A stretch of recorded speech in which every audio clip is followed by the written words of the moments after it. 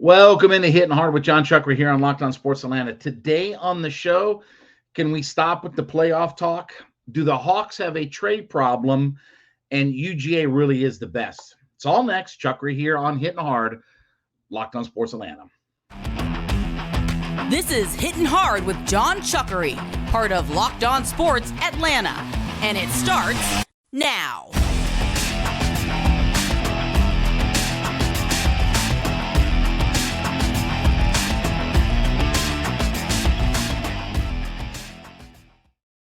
Hitting Hard is brought to you by Bet Online. We ask you to head to youtube.com, put Locked On Sports Atlanta into your search browser. When you get there, hit that subscribe button, leave us a comment. Free and available to download on all of your favorite podcast platforms, including Spotify and Odyssey. Check us out. And, of course, Roku and Amazon Fire. Yes, you can find us there as well. Leave us a review. And, of course, hit me up on my personal Twitter page. That would be at JMCH316. So the Buccaneers won last night, come from behind. Did you see the stat, by the way? That was like the first time Brady's come back in the fourth quarter down by 13 or more in the regular season. The only other time he did it was in the Super Bowl. Yeah, screw you. Anyway, so as the Buccaneers come back and win, now they have, that 6-6 have the lead in the division, and I believe that they're a game and a half now up on the Atlanta Falcons. So this is where we're at currently in the playoff standings after last night, okay? The Hawks, and this comes from 538, and this is all the projections and probabilities. The Falcons right now at 5-8 have a 5% chance to make the playoffs. Let me repeat. The Falcons right now have a 5% chance to make the playoffs. 4 of that percent is winning the division. So they have a 5% chance overall with a 4% chance of winning the division. Now, we've said this last week or what have you, week before, whatever. It's division or bust for the Atlanta Falcons. But can I tell you, it's 4 games that, by the way, the Falcons are going into a bye week, okay? The entire rest of the NFL is not going to lose. It's not going to work out perfectly for the Falcons to stay in this thing because teams are going to get another half-game chance to get ahead. The Buccaneers are going to be interesting. They head out to San Francisco, and, of course, they're trying to figure out what their quarterback situation is they're on their third quarterback, most likely Brock Purdy, the Iowa State kid, probably going to have to play for them. So who knows? There's a definite chance that the Bucs could go out there and catch themselves a victory. But either way, okay, we're now at the point where we've waited it out. We've been excited. We've been a part of this, right? We believe all this, that, and the other. And I give the Falcons a ton of credit, okay? I thought the Falcons would be a 6-win team. That's about where they're trending. I don't think they're going to win more than 7, but okay, 6 or 7, whatever it comes out to be, that's fine. We finish second in the division, fine, what have you, okay? That'll only matter for scheduling next year because you'll play, when we get the NFC conference schedule, you'll play the same teams and where they finished, as your division standing goes. But other than that, I don't want to hear next week about we're in the playoff hunt. Okay, and this goes back to what we talked about yesterday about going ahead and breaking down and letting Desmond Ridder start the rest of the way. You have 4 games, 2 on the road, 2 at home. You start Ridder come next week, you're going to have to play him throughout the remainder of the season, okay? There's no going back. Once you rip that Band-Aid off, you got to go with it. You got to play him the rest of the way.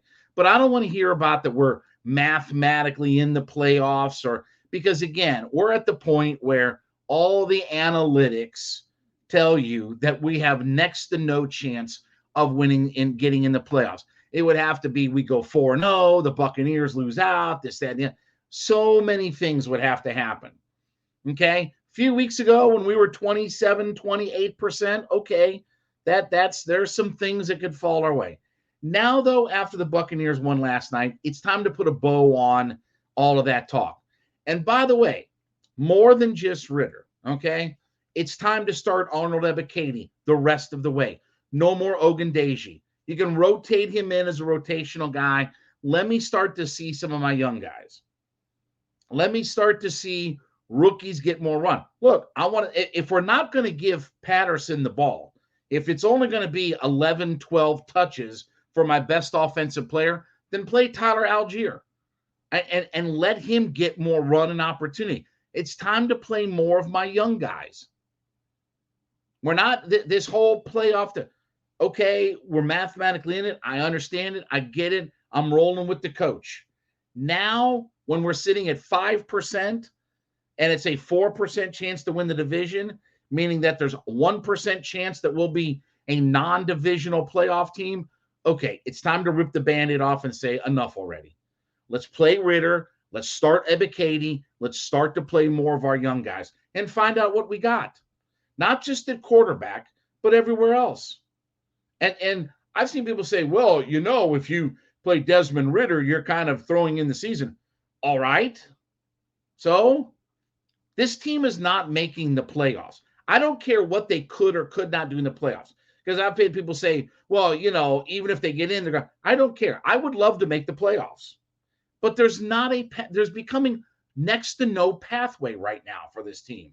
It'd be one thing if the Bucs had lost last night and we're still kind of, no, the pathway, everything is going like this for the playoff picture right now. Nothing is coming like this. Everything is going like this to realistically think about in the playoffs. And we're at a point of you're a 5% chance. You can show me an analytic that says maybe we're 6 or 7. Okay, does that really make a difference at this point? I'm ready to play the young guys. Okay, I've seen what I need to see out of this team. They're better than last year. Players have played better this year. Let me go ahead and run this thing out. I still think, look, you're going to play to win. I'm not saying you throw in the towel, but I'm talking about small little things besides the quarterback. Start Arnold Ebiketie. Let me see more of Tyler Algier.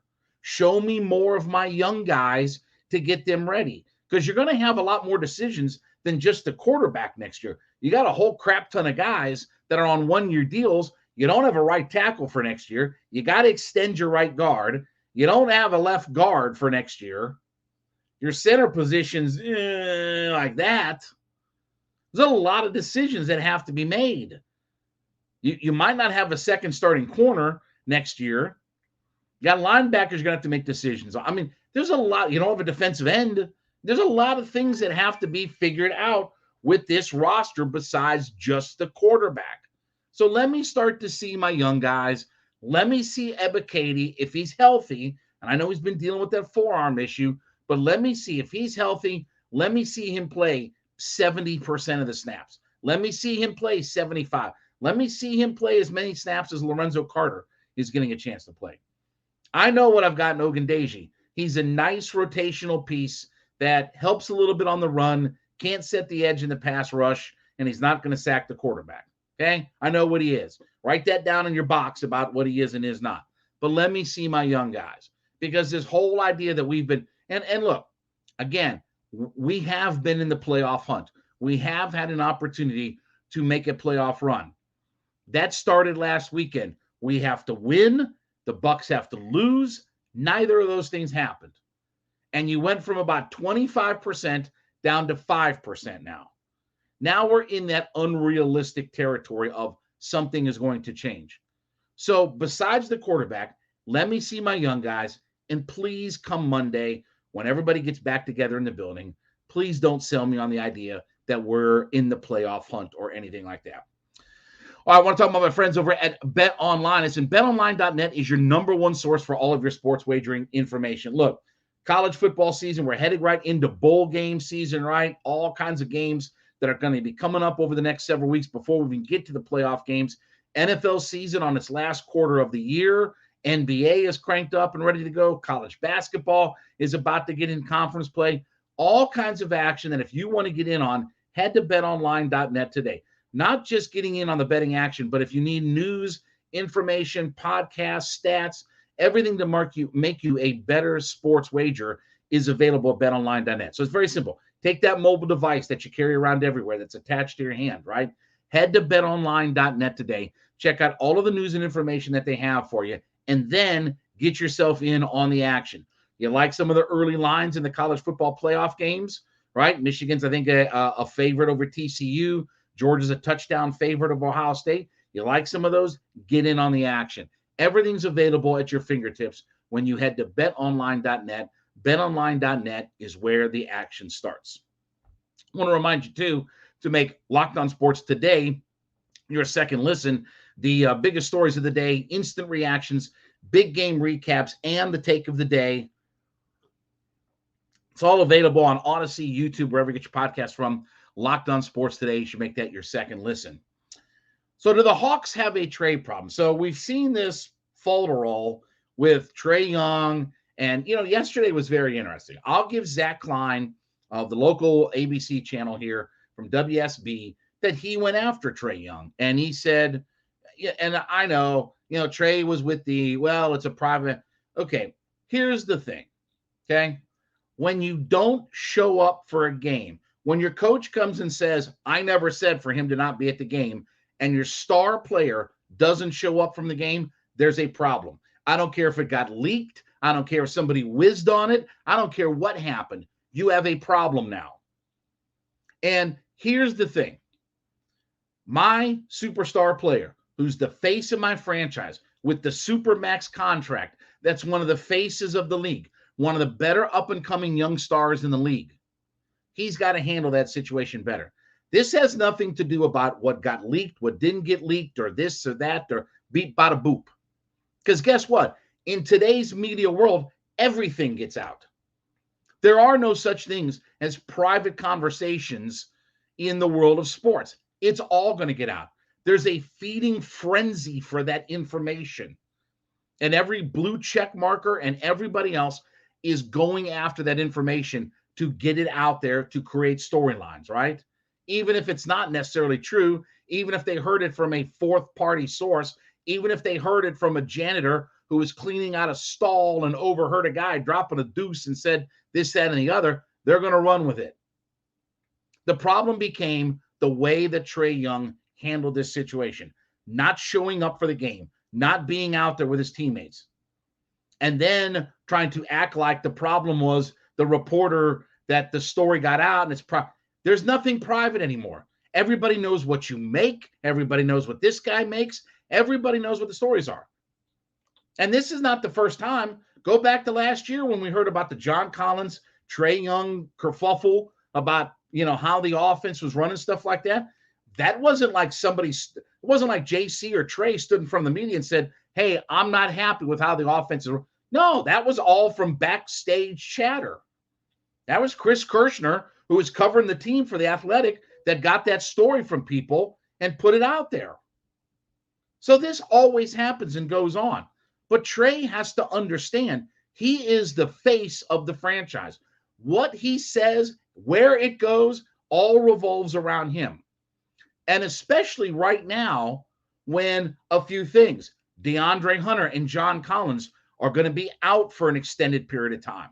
Week, 2 weeks, longer. And we know with the Hawks, when they tell you a week, when they say like a week or two for a player, that means 3 months from now is when we'll see those guys.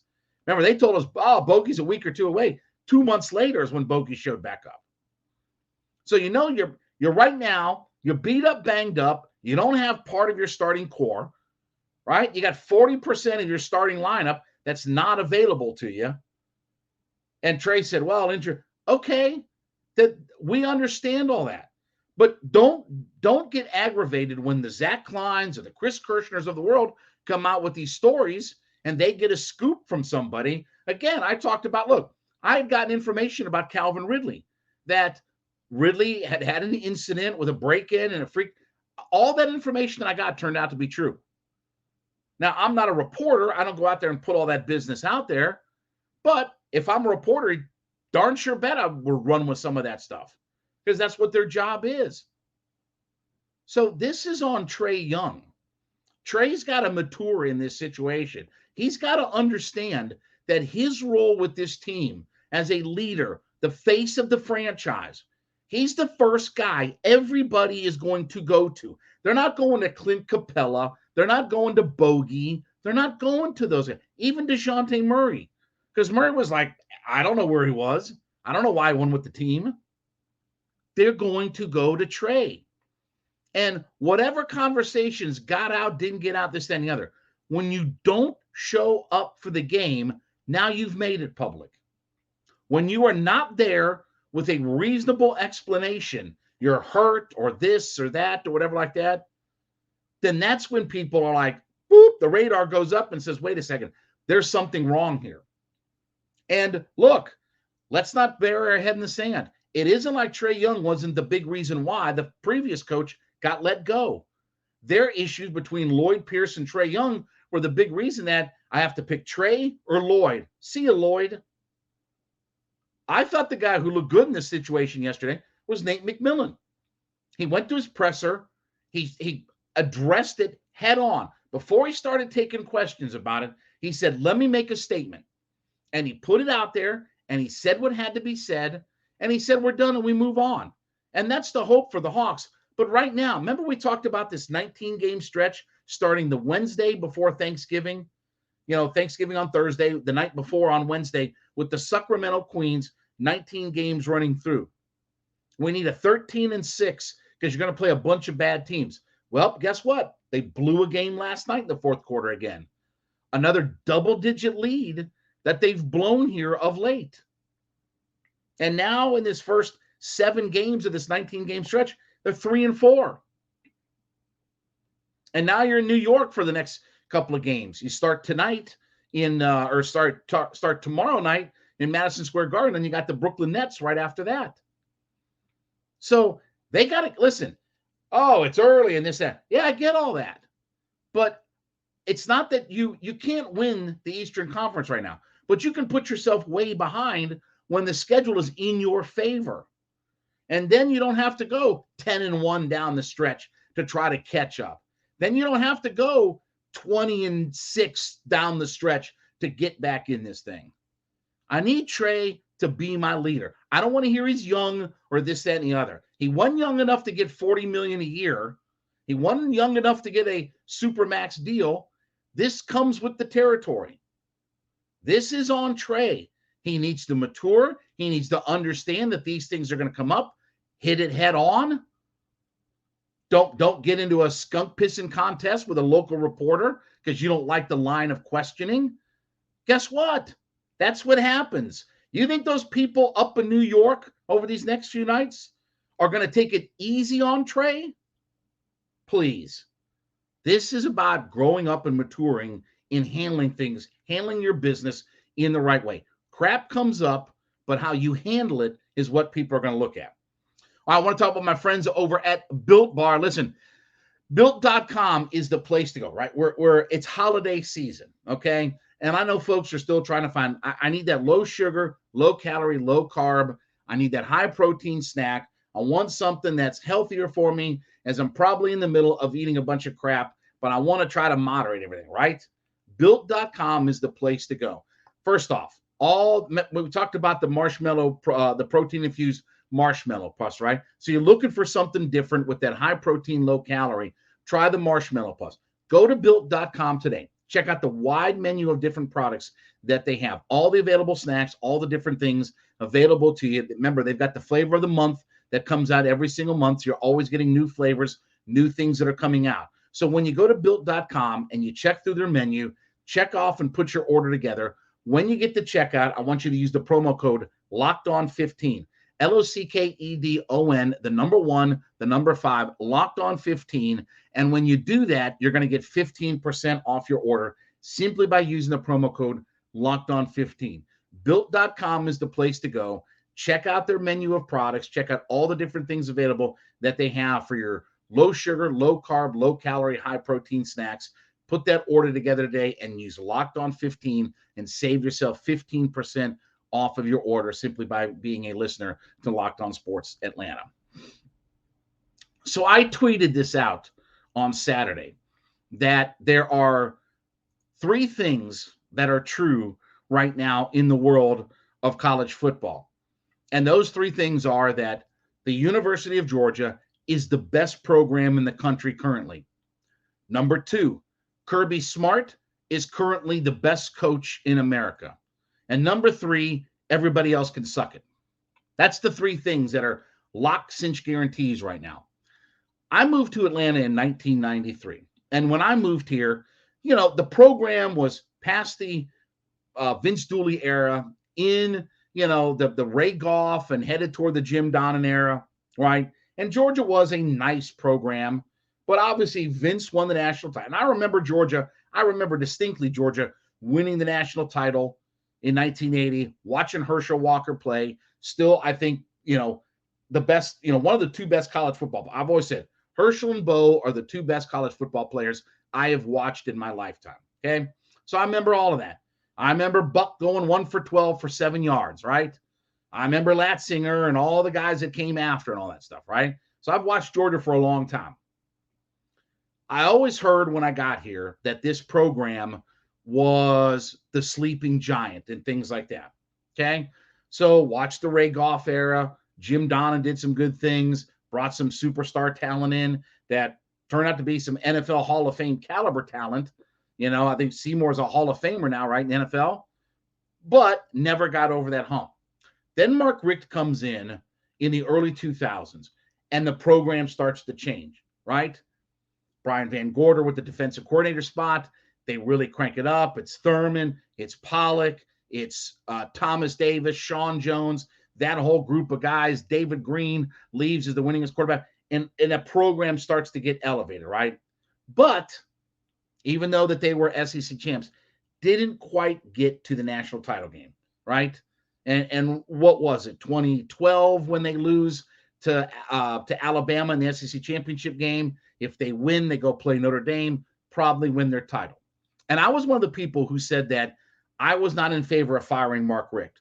I still thought Mark Richt had gas in the tank, could still get this thing turned around and bring Georgia where it needs to be. Okay? I was wrong.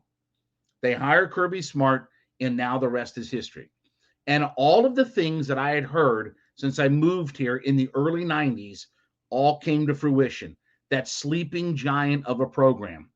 And in the midst of Alabama and Clemson being on their runs and things like that, Georgia was working its way up. And then let's go back just a few days ago, this past Saturday, because I had heard about, Kirby Smart's 1-3 in the SEC title game. Okay. If I can quote my buddy Eric Bischoff, okay, context is king. Ain't nobody in the world that was going to beat 2019 LSU. I would tell you in my 51-year lifetime now, I don't know if I've seen a better college football team than 2019 LSU. Nobody was going to beat them. 2018 Alabama, the only game they lost in 14-1 was to the best Clemson team in the history of their program. So the best Clemson team ever was the team that beat the 2018 Alabama squad. So you put that in context, okay? The 1-3 didn't mean a whole lot to me. But you watched on Saturday, they hammered down on LSU 50-30, and you look at where it's at right now. Georgia is the best program in the United States of America. They are the hot, sexy place to be, defending national champions, the favorites to win the national championship again. They have a very good shot to become the first repeat champion since Alabama. There's only been since World War II, there's only been 2 unanimous back-to-back national champs, right? That was Nebraska in their 2-year run and Alabama a handful of years ago. That's it. Since World War II, that's the only 2 unanimous back-to-back champions, right? Where there's no dispute, there's no AP, UPI, BC, whatever. There's no dispute. They're the only back-to-back champions, since World War II, Nebraska and Alabama. And Kirby right now, with the recruiting, with Todd Monken as his OC, with the way their defense plays, very good chance that they'll put the number 1 player in the draft again this year in Jalen Carter. He's the best coach right now in college football. You notice how Kirby didn't have to spend his weekend going on TV pining for a playoff spot. You know why? Because he's got the best team in the country, undefeated, SEC champ, no doubt about it. This is not to say that Alabama and Clemson haven't been the best programs over a decade period here. This is about where we sit on today is December 6th in the year of our Lord, 2022. They are the best program in the country. They're going to win. I told you this weeks ago, they're going to win another national championship. And Kirby Smart is the best coach in America right now. There's no better place to be in the world of college football than in Athens, Georgia right now. It's the epicenter. It's where all the top talent is. It's where all the high NFL draft picks are. It's where the best coach is. It's where the number one program is. It's where the center of the universe in the world of college football sits right now, is in Athens, Georgia. And look, it's like everything, right? Ebbs and flows. Georgia's not going anywhere. They'll lose Stetson Bennett and Carter and this, that, and the other. They're still going to be a top 5 team next year. They're still going to have Brock Bowers and a bunch of these kids that will be back next year. And they've got 5-star quarterbacks and everything else. They're still going to be a top 5 team going into next year. It ain't like they're going to sit at number 24 next year in the preseason poll, because they are the king in the mountains right now. And I think we'll see over the next month or so here that coronation will come to fruition. And all of the things that I had heard for so long about Georgia, the sleeping giant, what it can be, what it, all this and the other, I didn't believe it for a long time. But I give Kirby Smart all the credit in the world. This program is now at the very top of the mountain. They are at the very tippy top of the mountain. They are the top of the food chain. They are the best program in the country right now. That's a testament to how good Kirby Smart is and how much he's changed the perception of this program of being a really good program, not quite there, to now they're the king of the mountain and on track to win their second national championship in a row. All right, thank you so much for making Hittin' Hard with Jon Chuckery your first listen every day. Don't forget, make Locked On Sports Today your second listen. Biggest stories of the day, instant reactions, big game recaps, plus the take of the day. Check them out, Odyssey, YouTube, all your favorite platforms. We ask you to head over to youtube.com, put Locked On Sports Atlanta into your search browser. When you get there, hit that subscribe button, leave us a comment. Free and available to download on all of your favorite podcast platforms, including Spotify, Odyssey. Check us out. Leave us a 5-star review. Don't forget, Roku and Amazon Fire. Yes, you can check us out there as well. Leave us a comment. And, of course, at JMCH316 is my personal Twitter page. Give me a follow there. We'll be back with you tomorrow on a hump day. This has been Hittin' Hard with Jon Chuckery, Locked On Sports Atlanta.